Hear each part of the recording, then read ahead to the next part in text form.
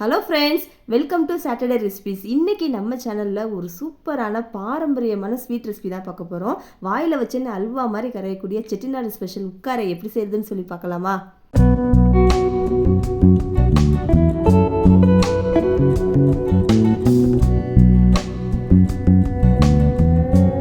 Chettinad special உட்காரை செய்கிறதுக்கு ஒரு cup பாசிப்பருப்பை குக்கரில் எடுத்துகிட்டு அடுப்பை சிம்மில் வச்சு பொறுமையாக அந்த பாசிப்பருப்பை கலர் மாறுற அளவுக்கு வறுத்து எடுத்துக்கோங்க.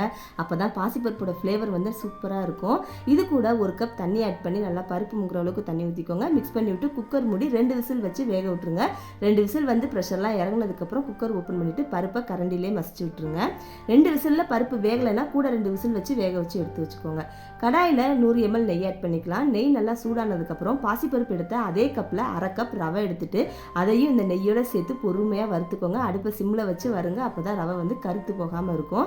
ரவையை நல்லா வறுத்ததுக்கப்புறம் இது கூட நான் அரை கப் தேங்காய் துருவல் ஆட் பண்ணியிருக்கேன். அதையும் ரவையோட சேர்த்து இதோட கலர் மாறுற அளவுக்கு நல்லா வறுத்துக்கோங்க. இந்த ரெசிபி செய்கிறதுக்கு பொறுமை தான் ரொம்ப முக்கியம். அடுப்பை சிம்மில் வச்சே வறுத்து எடுத்துக்கோங்க. இப்போ பாருங்கள், ரவை தேங்காயோட கலர் நல்லா சேஞ்ச் ஆயிடுச்சு. இது கூட நம்ம எடுத்து வச்சிருக்க பாசிப்பருப்பையும் சேர்த்து இந்த ரவையெல்லாம் இதோட சேர்ற மாதிரி நல்லா மிக்ஸ் பண்ணி விட்டதுக்கப்புறம் ஸ்வீட் ஆட் பண்ணிடலாம். நான் வந்து ஒரு கப் பாசிப்பருப்பு, அரை கப் ரவை, அரை கப் தேங்காய் துருவலுக்கு 2.5 கப் வெல்லம் ஆட் பண்ணியிருக்கேன். இந்த வெல்லத்தை ஆட் பண்ணிவிட்டு மிக்ஸ் பண்ணி விட்டுக்கோங்க. வெல்லம் வந்து இந்த சூட்டில் நல்லா உருகி வரும். உருகிற அளவுக்கு பொறுமையாக மிக்ஸ் பண்ணி விடுங்க. அடுப்பை சிம்மில் வச்சே செய்யுங்க. இந்த வெல்லம்லாம் நல்லா பாருங்கள் உருகினதுக்கப்புறம் இது கொஞ்சம் நம்மளுக்கு தண்ணியாக ஆயிடும். பாருங்கள், இந்த மாதிரி இருக்குது.